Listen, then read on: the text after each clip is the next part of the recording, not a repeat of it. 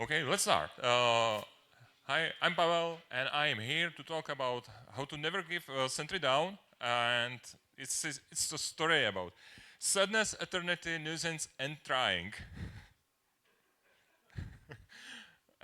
Yeah, you understand that. Who am I? I'm DevOps engineer, or platform engineer, or observability guru, or something like that. At Prussia Research, you can choose what you want. Also, as well, I'm cloud native Prague co-organizer. As you saw, I almost threw that ThinkPad out of the window. I'm mainly focused into observability and platform. I'm a home brewer, which means I brew my own beer. And I play with hardware a lot, of course, because I work at Pusha Research. I like 3D printers, cars, embedded hardware, and etc. What about the agenda? Agenda today is quick reminder of what Sentry is if you don't know. What are differences between self-hosted and software as a service versions, and why to self-host, why not? Getting started with the Sentry, running it, and takeaways from self-hosting Sentry. What is Sentry? Basically, it's software for exception handling. If you got an exception in your software, then bam, it should be in a Sentry. Also, nowadays it's also application performance monitoring, looking to profiling, tracing, uh, uptime monitoring, cron monitoring, session replays, a lot of stuff. Maybe too much. Self-hosted versus SaaS. That's a very interesting question, right? Main reasons why you should self-host. You are not sending data to the cloud, right? Well, if you are running your Kubernetes clustering in the cloud, you're still sending data to your cloud. That's just, yeah, technically you are not. It's open source, so it's free, right? Uh, can, uh, can it can run on a single computer if you really hate yourself. And it can be integrated in your stack. You can run it in Kubernetes, you can run it in Docker. So everything is okay, nice and beautiful, right? No, it's not. Okay. Only bit valid reason is that you are not sending data to the cloud. You can actually run it in your internal infrastructure anywhere. Yeah, it's free, but you don't probably count employee time and sanity and compute power, right? As I said, don't run it on your computer, or if maybe you hide your computer, so I should run it on this computer, and can be integrated in your stack. Yes, as I said, Docker Compose, an unofficial Helm chart. What about software as a service? You can actually use the Sentry if you're using SaaS. Much less time is consumed by just running it, and you can invest the time to use it. It's pretty expensive though. Yes, it was like 40% more expensive than self-hosted version, uh, but not for us, because we are running so many applications. Uh, uh, yeah, some very lesson on-premise version and easy migration from on-premise version. At least they say. Uh, but calculation of the price is very confusing. There are transactions, errors, attachments, session replays, profiles, traces, and traces are inside the transactions, errors as well, but it could be error in other type. And there's a lot of things that, no, sorry, I'm just losing my sanity again. Yeah, easy budgeting per team. If budget for one team, let's say for us, we propose services printables. If that team eats up their budget, then they're blind for the rest of the month, for example. Or use both if you want. Because there are projects that are behaving well, let's say, that can use software as a service version because it's easier and it improves quality of life of your DevOps engineers and your developers. But there are projects that are not behaving well. And then it's a better idea to run it locally because you are preventing AWS like invoice. Just deployed already. Okay, we are running Kubernetes, we are running Google Kubernetes engine. So Kubernetes it is obvious choice for us. Use a Helm chart. Yes, I don't want to write my YAMLs. It's not officially supported. It's supported by volunteers. It's something, and sometimes it's like that, you know.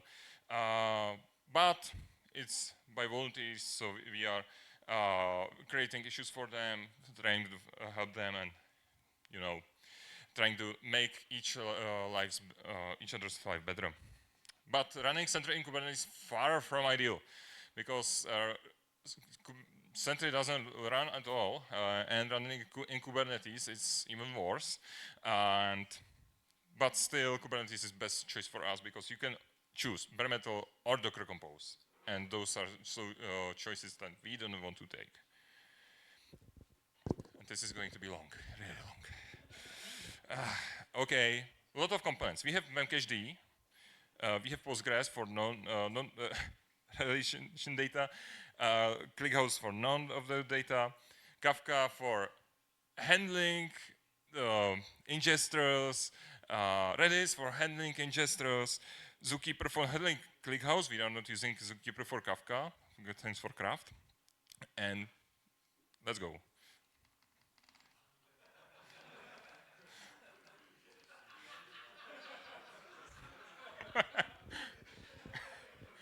Yes, there's a lot of components. I forgot RabbitMQ, which is handled for ingesters. Again, the issues with the Sentry is also that it's really microservice, as you can see. And for example, worker is written in Python, Django. There is a relay component that's written in Rust. Vroom is, I think, written in C++. A lot of ingesters are written in Python or Golang. And it just works. It takes time to configure this hell, yes, but obviously it's easy, it's something to forget. Misconfiguring something, there's like 2000s of line of configuration, and yeah, with upgrading, good luck, have fun. And there are issues with Helm chart, there are issues with Sentry. It takes about 40 minutes to deploy new version of Sentry, and if you make a mistake, then it takes another 40 minutes, and if you make another mistake, then it takes another 40 minutes. So yeah, pretty productive day, right? Path to success. Okay, after long configuring, final deploying to Sentry, it's online. SSO runs fine if you want SSO, but you cannot have SSO and non-SSO. And if you want to have a super user, like some kind of super admin, then it cannot be SSO. So if you need to log in like, let's say DevOps account, you need to disable SSO. Do what you need, enable it again. It just works, as I said. Actually, there is a hack. Official SSO works only with a domain, but there is one value in Postgres, and you can add more addresses, so you can use actually more than one. Okay, projects are being added, error flows, everything seems nice and cozy, right? And I will tell you a story how I had a very long head. The pain, it begins. Running Kubernetes is not so optimized. Even as a code, it's a pain. Don't even try not having it as a code. You will shoot yourself in your foot. Upgrades, don't. It's very difficult to cost optimize and very expensive to run even when idling. Okay, and it started. Heavy load can lead to unforeseen consequences. Up to 1 million per month. That's the Sentry. What says about Sentry? What is maximum number of transactions you should send to Sentry? Those are rookie numbers. We hit 40 millions per day. Okay, other components started failing. Postgres dead, ClickHouse dead, Rabbit, that was actually fine. Redis dead, Kafka, nope. Pressured hard drives on the node, not the volumes, the node. It just killed the node. And one specific noisy neighbor, yes, it was Kafka. Okay, but the issue, actually, in this case, I don't think it's with Sentry, because there will be a lot of hate to Sentry, but I think this is issue also with the developers, because developers often send 100% of errors and transactions to the Sentry from production. And yes, that will kill it immediately.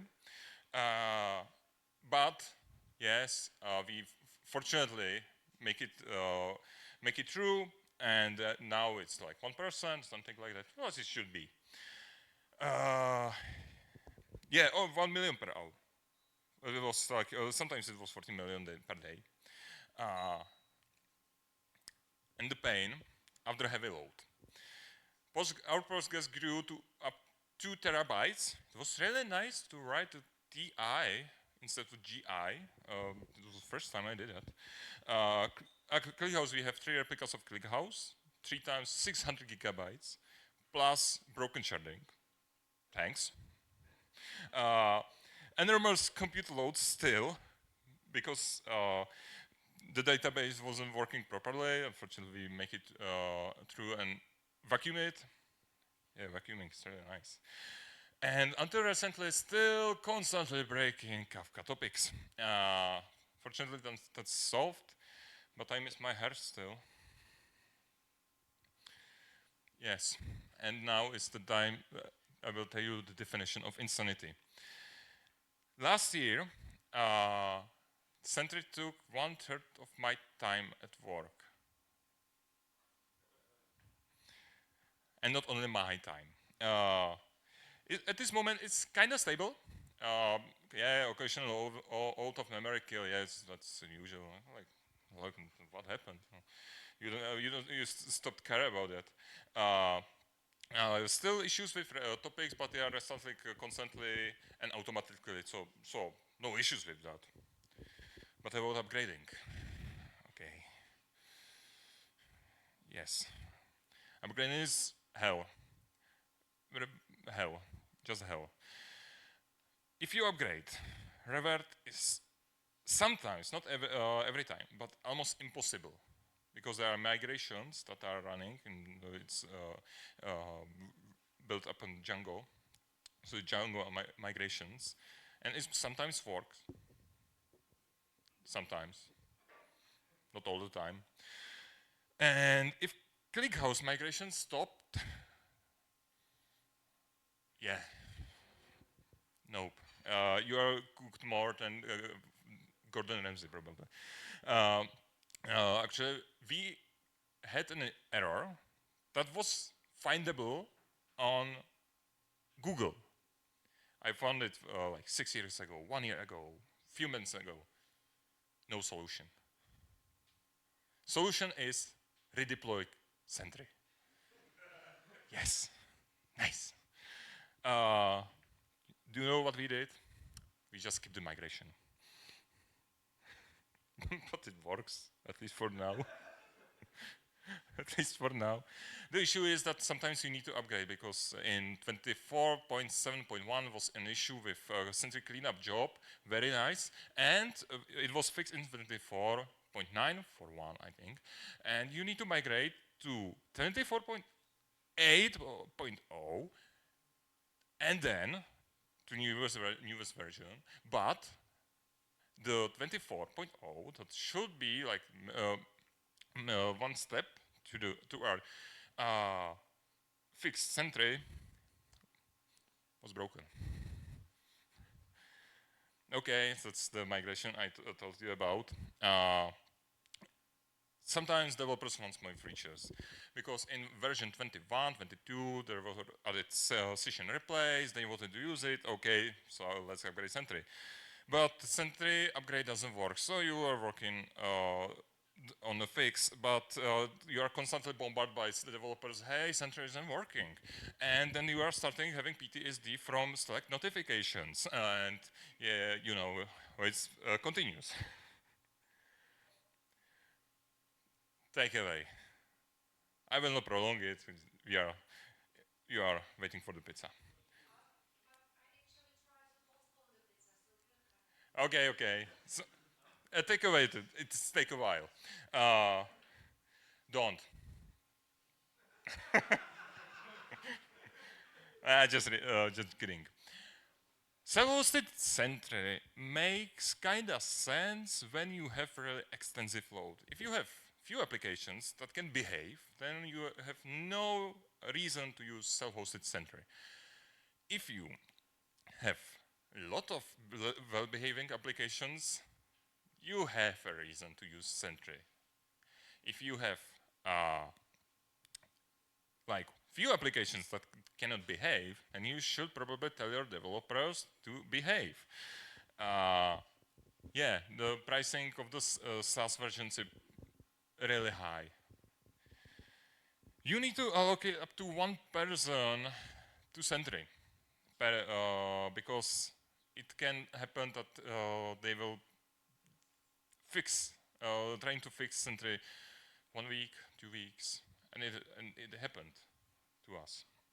And even more if you have Mr. Know-It-All. You can try alternatives. Glitchtip is actually alternative that can run in Kubernetes. They have official Helm chart, and it's built upon it's fork of Sentry. I'm not sure what the version 20, I think, and it uses SDK as the Sentry, so you can use the same libraries in your code and just drop in Glitchtip. But if you are already running Sentry, then it's hard to migrate to something else. And honestly speaking, this is an experience I never wanted to have. I never expected to have it, though. One more thing. Wait for it. We are hiring. Okay, we are hiring. I need someone to help me with Sentry. No, I'm lying. That's my precious. Okay, we are running Prometheus, basically same stack as here, but we are running Thanos, not Mimir. But maybe we will run Mimir because we don't want Thanos. We are using OpenTofu, Argo CD, GitLab. Wow. Thank God it's not Bitbucket. Kubernetes, 3D printers. Really? Yeah, no, that's my precious. And even much more. Uh, I don't know if there is something missing, but you can find our job listing on our website later. Q&A.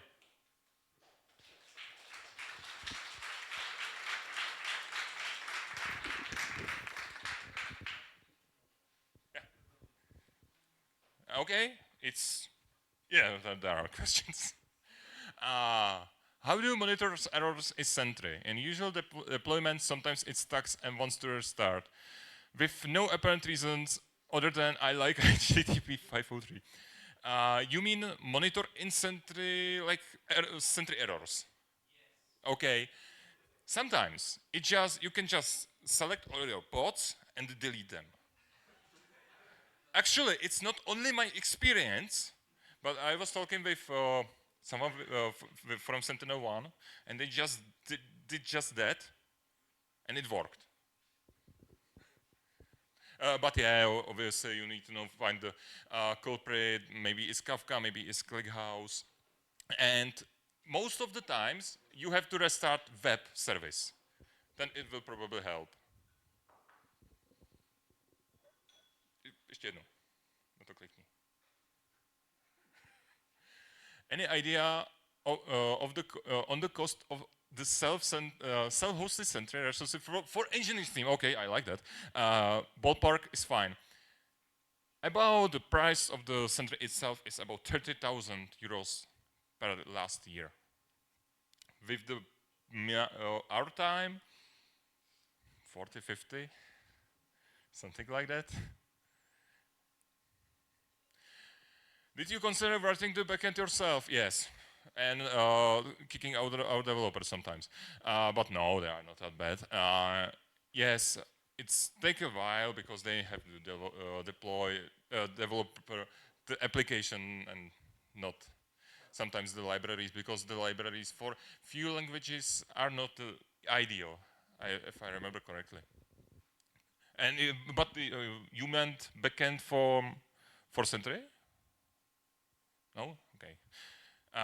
Do you have just single center instance or bunch of them, keeping a small split by some projects and groups, etc.? The issue is that even if you run Sentry in smallest setup, it's still about 60 to 70 pods. So you are basically multiplying this number.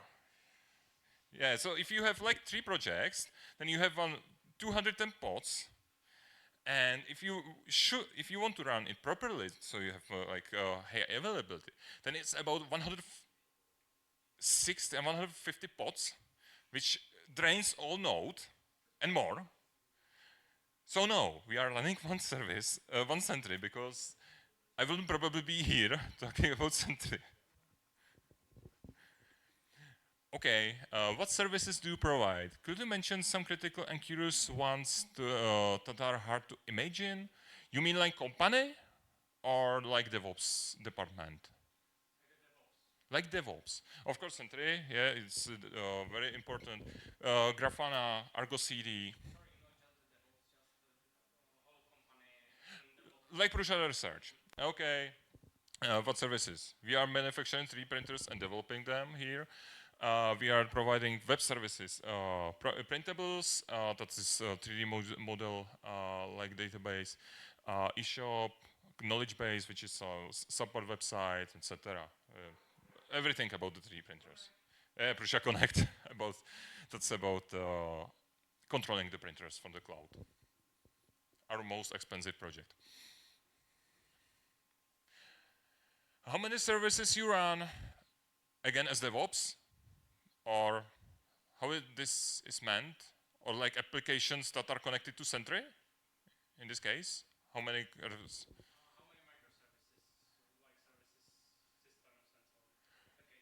How many applications? I don't know, about 70, 80, something like that. 70, 80.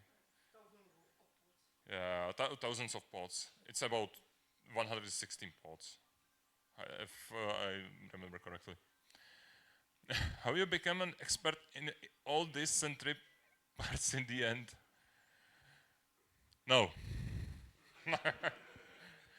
Honestly, I don't think I know a lot of Sentry, but there's a lot of I don't know because I actually never use it.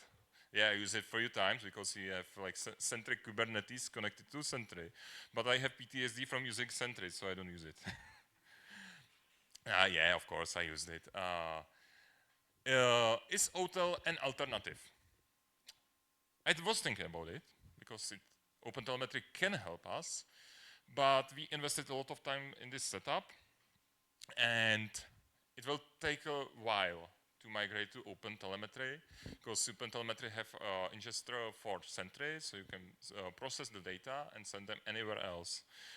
This is only a theory. I'm not sure if it's working because Sentry part of OpenTelemetry is in alpha version, and yeah, that's it. How vendor locked in you are you? I'm not sure we are at all. We have everything as a code. We can actually migrate pretty easily. Yeah, it will take time, but we can. Uh, we are not paying Grafana any money because we are using on-premise version. Uh, and yeah, it will be probably most difficult to migrate from Prometheus, but I'm not sure why we should do that. Wouldn't it be less stressful to write less buggy apps so you don't need Sentry? Yes, that's the idea. That's a good point. I like it. Tell that to our developers, please. I will send them a message. Wait, yeah, I have to. Yes, thank you. Do you know why are those dozens of services needed to run a traceback collector? Yeah, good point. What the added value of this hyper-complexity system? Basically, Sentry was a pretty good system before they started editing things into that. Because before it was issue tracker, yeah, and it was really great issue tracker, and it still works great for issues. But they started adding features like session replays. They are there is a component called Vroom. I'm not sure why. I don't remember why. And that's also very, very greedy about the resources because it's processed the session replays, and I'm not sure if it's anonymizing them or it's happening on the client side, but if so, then it's probably why it's expensive to run. And they wanted session replays, and then added profiling and tracing and other things that added the complexity of this whole system, and it was getting worse and worse every day.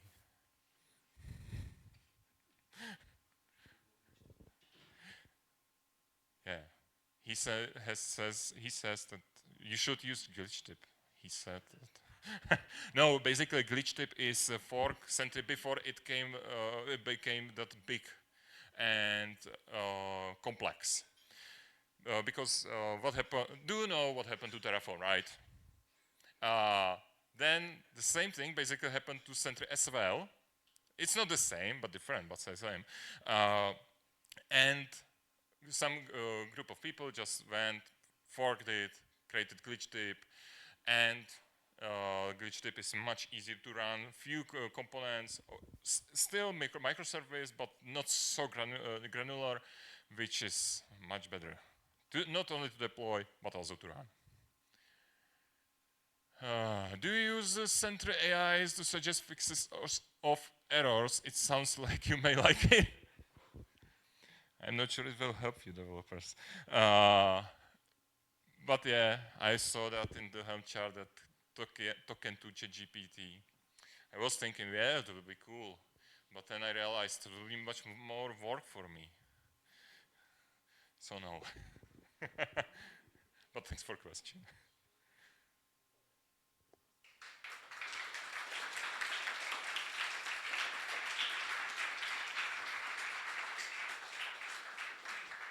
Thanks. And still, sorry one more time about the issues in the beginning. Have a nice evening.